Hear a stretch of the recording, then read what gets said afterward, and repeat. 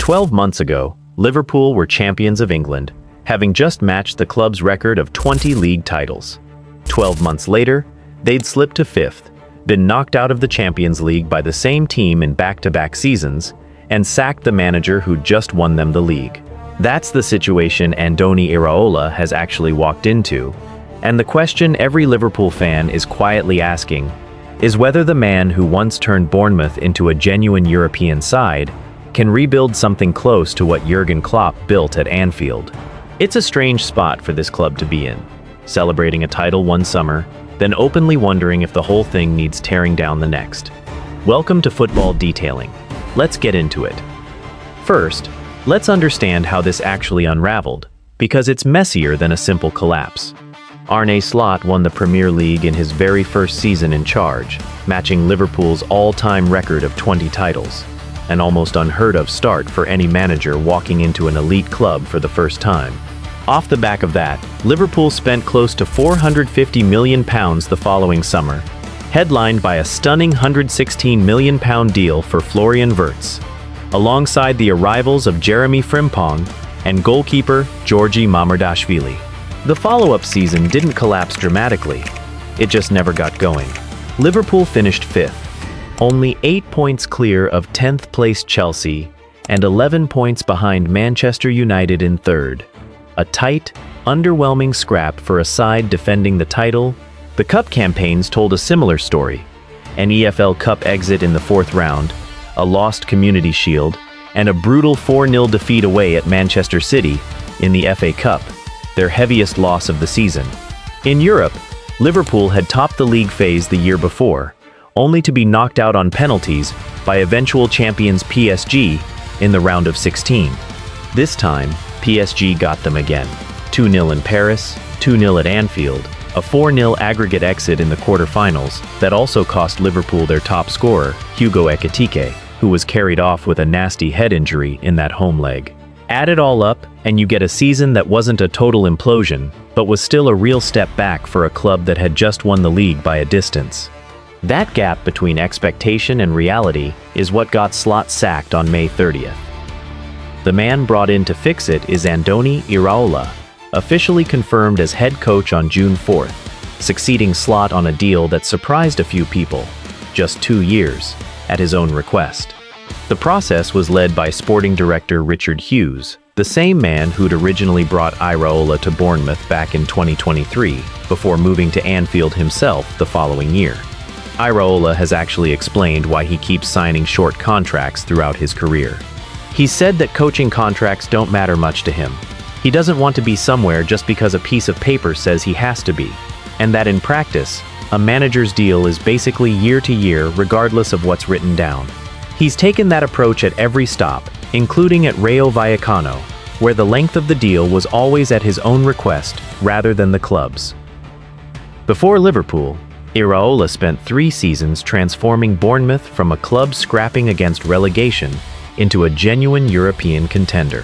12th, then 9th, then finally 6th.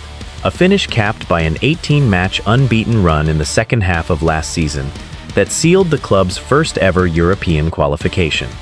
Before that, at Rayo Vallecano, he won promotion to La Liga in his very first season. Before that, he cut his teeth at AEK Larnaca in Cyprus and second-tier Spanish side Mirandés. This is a manager who's built his whole reputation from the bottom up, one gradual improvement at a time, now thrown into one of the biggest jobs in world football. And he knows it. He's openly admitted he feels he has a lot to prove, since he's never coached a club this size before, calling it a big challenge, but the kind of first moment every manager eventually has to face. Asked about that letter again, now that he's actually taken the Anfield job, Iraola smiled and said he'd rather win some games first before telling that story properly. So where does the Klopp comparison actually come from? It's not just nostalgia. People inside the game have specifically described Iraola's style as heavy metal football, the exact phrase Klopp himself once used for his Dortmund and Liverpool sides, and others who've worked with him have called it rock and roll. High intensity, relentless pressing, winning the ball back the instant it's lost. That's a sharp contrast to the more considered, possession-patient style Slot brought over from Feyenoord. And it's exactly why so many Liverpool fans latched onto this appointment with real excitement. It genuinely feels like a return to the identity that made Klopp's Liverpool so thrilling to watch in the first place. But here's the honest complication in that comparison. Klopp was given years to build his version of that identity, arriving in October 2015 and not lifting the Premier League title until 2020, with a Champions League triumph arriving in between, and plenty of patience extended even through rocky early campaigns where Liverpool finished 8th and then 6th. By the time Klopp left in 2024, he'd delivered the Champions League, the Premier League, an FA Cup, and 2 League Cups, turning Liverpool into arguably the most feared pressing side in world football for the better part of a decade. Iraola has a 2-year contract, a squad still working out its identity after a disappointing title defense, and a fan base that watched the club win the league just 12 months ago. That's an enormous amount of pressure to replicate Klopp's identity without anything close to Klopp's runway. And the squad Iraola's actually inheriting looks noticeably different from the one that won the title. Mohamed Salah, the club's talismanic forward for 8 years, left this summer on a free transfer, closing out one of the most influential individual eras in the club's modern history. Andy Robertson also departed as a free agent. Ibrahima Konaté left on a free too, once his contract simply ran down, and has since joined Real Madrid. And Luis Díaz, who'd made his desire to leave clear, was sold to Bayern Munich in a deal reportedly worth somewhere around 65 to 70 million pounds. That's 3 attacking icons and a starting center-back gone in a single window, on top of the manager who signed most of them also being shown the door. To replace even a fraction of that, Liverpool have brought in Victor Munoz from Osasuna, a member of Spain's World Cup winning squad who typically plays on the left, on a 6-year deal that gives Iraola a young piece to build around for years, not just one season.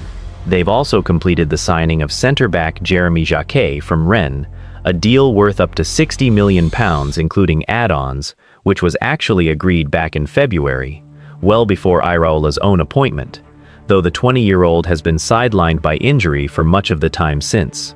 That's 2 confirmed arrivals against 4 significant departures, and as of the start of August, Munoz and Jacquet remain the only major deals Liverpool have actually completed this summer, even though the club has shown it won't be bullied over valuations. Now, on to the position everyone actually wants resolved, the right wing. Iraola has been blunt that this is priority number 1.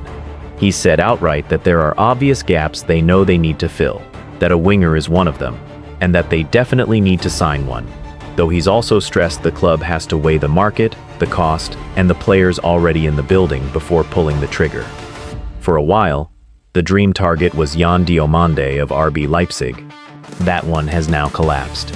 Liverpool tabled a bid worth roughly £85 million for the Ivorian winger, but it was rejected, and the most recent reporting has him closing in on a move to Real Madrid instead. That's forced Liverpool to pivot hard toward Bradley Barcola of PSG, and this is genuinely still unresolved as of the last few days. Fabrizio Romano has confirmed that contacts are ongoing between Liverpool, PSG, and Barcola's representatives, that personal terms won't be a problem because the player is keen on the move, but that the transfer fee is the real sticking point, with PSG's valuation sitting around £145 million. As of the most recent update, Liverpool are looking to open negotiations somewhere closer to £100 million, with PSG showing some willingness to do business, partly because they're closing in on 2 replacement wingers of their own. But don't expect a swift resolution. Romano has cautioned fans not to expect a fast conclusion, with fresh talks between the 2 clubs scheduled for the coming week. Not everyone at the club is convinced Barcola is even the right fit, though. Jamie Carragher has pushed back publicly, arguing Liverpool don't actually need Barcola as much as they need a genuine Salah replacement, pointing out that Barcola operates on the opposite flank to where the Reds are actually short. Liverpool already have Gakpo, Ngumoha, and Munoz as left-sided options, with essentially no natural senior right-winger left on the books. Which brings us to Rayan, who plays for Bournemouth, worth clearing up straight away since there's a lot of noise this summer about Brentford too. mostly because Jordan Henderson just left them for Chelsea. This is actually one of the more fascinating subplots of Liverpool's whole summer, precisely because of Iraola's own history with the player. Rayon joined Bournemouth from Vasco da Gama back in January for an initial fee of around £24 million, plus a further £5.5 million in potential add-ons. In his first half season in the Premier League, the 19-year-old scored 5 goals and added 2 assists in just 15 appearances, good enough to help fire Bournemouth into Europe for the first time in the club's history and to earn him a place in Brazil's squad for the 2026 World Cup finals. Here's where it gets interesting. Iraola worked closely with Rayon right up until his own departure from Bournemouth, and with a major vacancy now open on Liverpool's right flank, a reunion between the two clearly appeals to him. Liverpool were exclusively reported as far back as mid-July to have already established contact over a potential deal, and those links have since been backed up by multiple outlets describing him as a genuine dream target.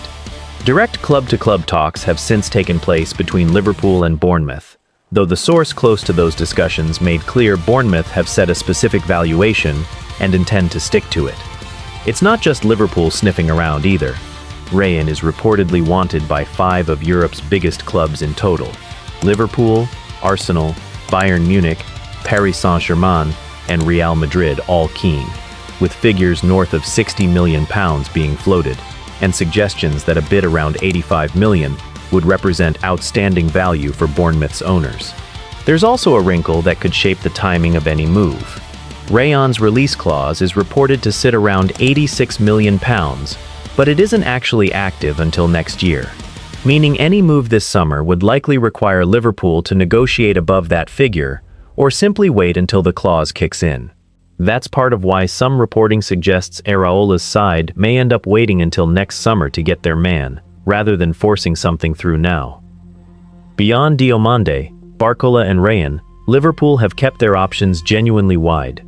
Yankuba Minte has been mentioned at a fee around £60 million as a fallback if Barcola falls through, and the club has also been credited with interest in World Cup breakout star Gilberto Mora, whose release clause sits at a comparatively modest £20 million, alongside Almeria's in-form forward Sergio Arribas. It's not just the front line that needs work either. Iraola typically sets his teams up with 2 central midfielders behind a number 10, the same broad-shaped slot favored, but he wants that double pivot to be considerably more combative and more comfortable making quick, progressive passes under his high-press system, since his midfielders get worked hard both in and out of possession. Liverpool's engine room genuinely dipped in form last season, and names like Crystal Palace's Adam Wharton and Brighton's Carlos Baleba have both been floated as potential reinforcements alongside existing options like Ryan Gravenberch, Dominic Szoboszlai, and Alexis Mac Allister, even if neither move currently looks close to completion. So, can Iraola actually outdo Klopp? Judged purely on stylistic intent, there's a genuine case. Both men build their entire footballing identity around relentless pressing and controlled chaos, rather than patient possession. And Iraola's gradual, promotion-by-promotion rise through Spanish and English football shows real, proven coaching substance, rather than someone who simply enjoyed one good season at the right club. But Klopp got years of patience to grow into the job, including 2 seasons that weren't title-winning ones, before the trophies really started arriving. Iraola doesn't have that same luxury of quiet expectations to build into. He's inherited a squad that just came back down to earth after a title win, lost 3 attacking icons and a first-choice center-back in one summer, and been given just 2 years to prove this reset actually works. Whether that ends up being a genuinely exciting return to Liverpool's old identity, or simply another bumpy transition in a club still figuring out life after Klopp, depends almost entirely on how fast this incomplete rebuild actually comes together. Starting, most likely, with whoever ends up wearing the number on Liverpool's right wing this season. If you enjoyed this breakdown of what Andoni Iraola is actually walking into at Anfield, make sure you're subscribed to Football Detailing for more tactical deep dives like this one, and let me know in the comments whether you think Iraola can genuinely get anywhere close to what Klopp built at Liverpool.